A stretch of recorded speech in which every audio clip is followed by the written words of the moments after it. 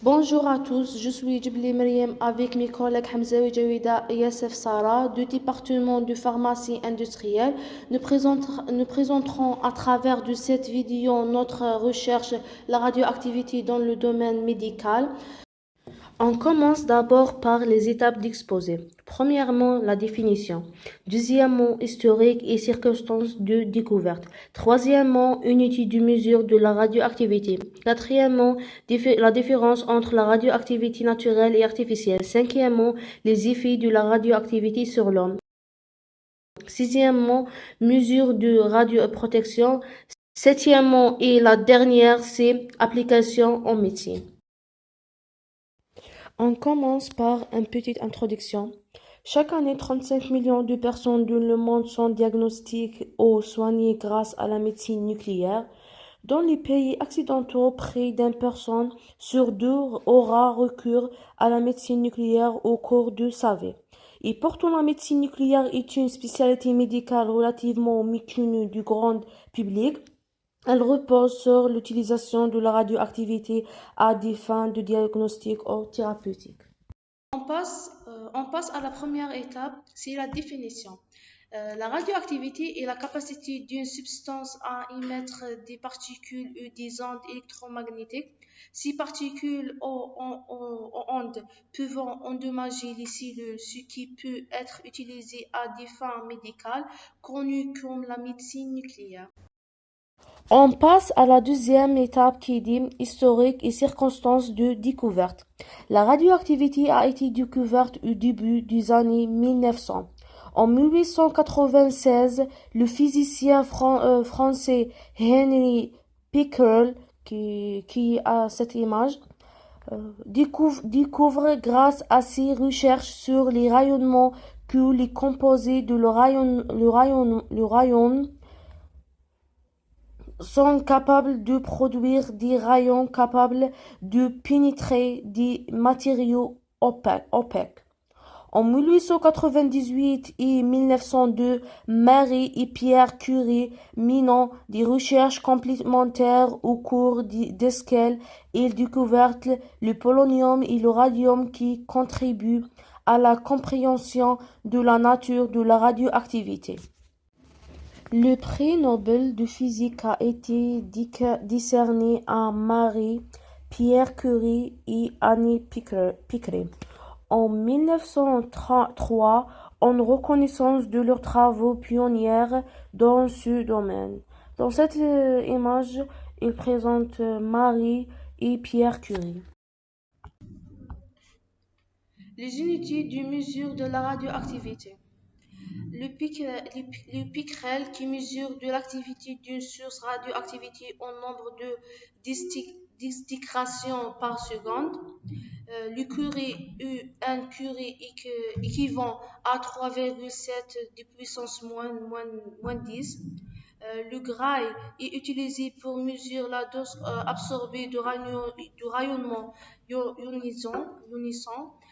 Le CIFRET pour exprimer la récompense de doses en tenant compte de différents types de rayonnement et de leur effet biologique.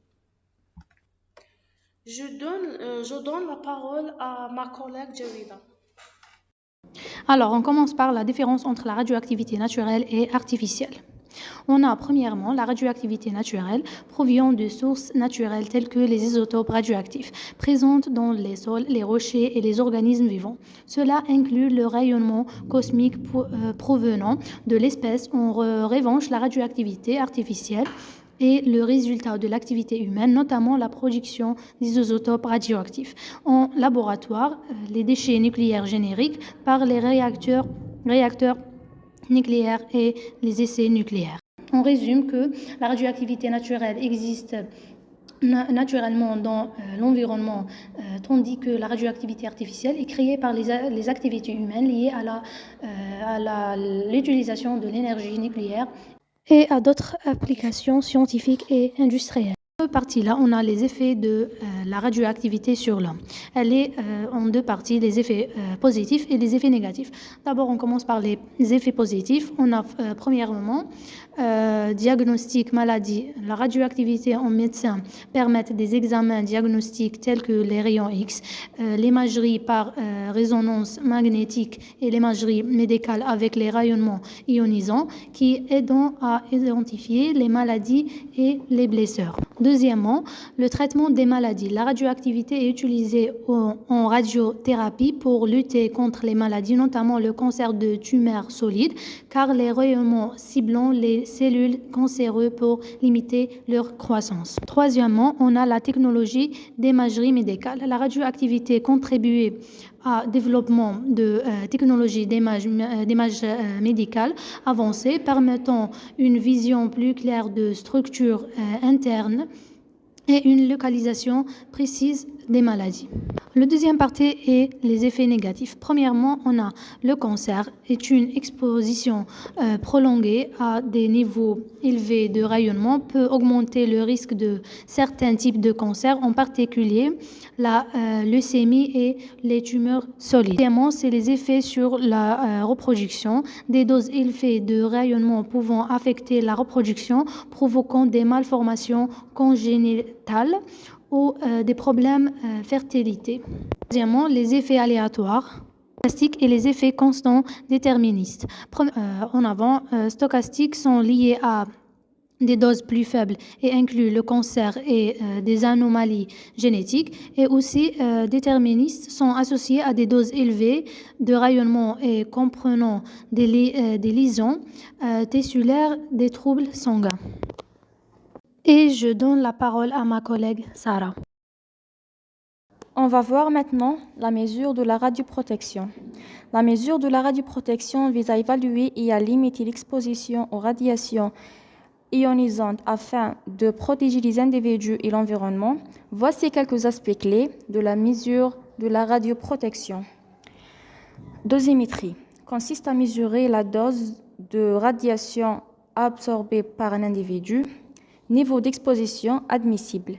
Les autorités sanitaires établissent des limites d'exposition admissibles pour protéger les individus contre les risques liés aux radiations. Ces limites varient en fonction des activités professionnelles, médicales ou environnementales. Radioprotection individuelle. L'utilisation d'équipements de protection individuelle tels que les tabliers plombés pour les professionnels de la radiologie médicale contribue à réduire l'exposition directe aux radiations. Et formation et sensibilisation incluent la prise de conscience des risques de protection et l'utilisation correcte de l'équipement et le respect des procédures de sécurité. Et nous terminerons notre travail avec application en médecine.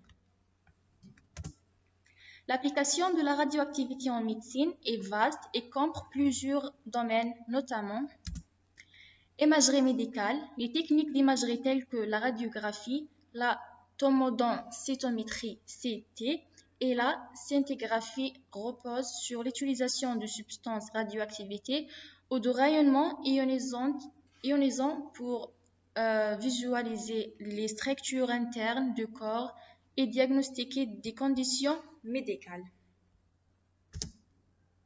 Et ces images montrent ce que nous avons dit. Traitement de cancer. La radiothérapie est une utilisation courante de la radioactivité pour traiter le cancer. Les rayonnements ionisants ciblent les cellules cancéreuses, endommagent leur ADN et inhibant leur capacité à se diviser et à se multiplier.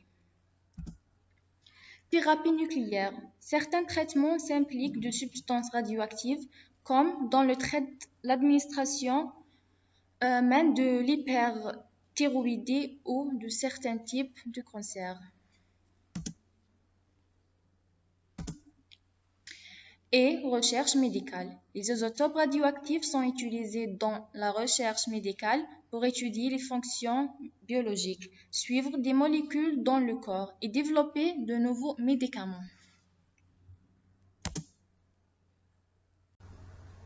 Et voilà les références sur lesquelles nous nous sommes appuyés et merci.